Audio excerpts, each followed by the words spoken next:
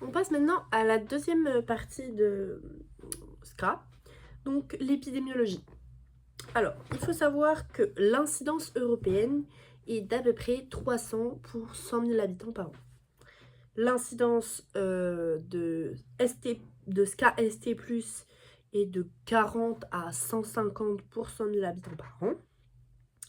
Même si même si cette incidence est en décroissance, contrairement à l'incidence du SCA-ST-, qui elle est en augmentation, sûrement dû au fait que il y a de plus en plus de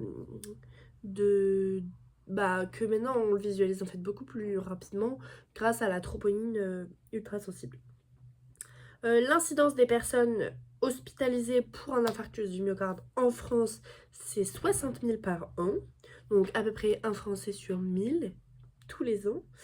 L'infarctus du myocarde ST+, c'est plus fréquent chez les jeunes et plus fréquent chez l'homme. La mortalité hospitalière européenne du SCA-ST+, c'est de 4 à 12%, et à 1 an, c'est 10%. La mortalité du SCA-ST+, elle est plus fréquente chez les plus âgés, chez les diabétiques, insuffisants rénaux, insuffisants cardiaques, les patients ayant des antécédents d'infarctus du myocarde, des patients ayant une altération de la fraction d'éjection du ventricule gauche, une atteinte coronaire diffuse, un délai de prise en charge long. Maintenant, il faut aussi savoir que bien que l'infarctus du myocarde se présente tôt chez l'homme, par rapport à la femme, puisque c'est en moyenne 10 ans plus tôt que chez la femme, eh bien c'est quand même l'une des causes les plus fréquentes de décès chez la femme.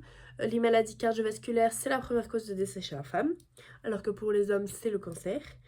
Et il y a 4 fois plus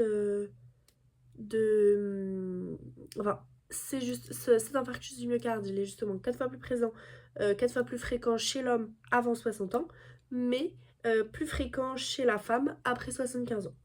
Et la valeur absolue, en fait, des maladies cardiovasculaires en général, elle est quand même nettement supérieure chez la femme. Donc, tout âge confondu. Pourtant, il y en a beaucoup plus chez l'homme avant les âges avancés.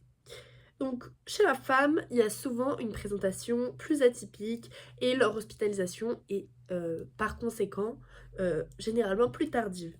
Il y a plus de risques aussi iatrogènes de la reperfusion et du traitement antithrombotique, mais la prise en charge reste quand même identique pour le SCA chez l'homme comme chez la femme.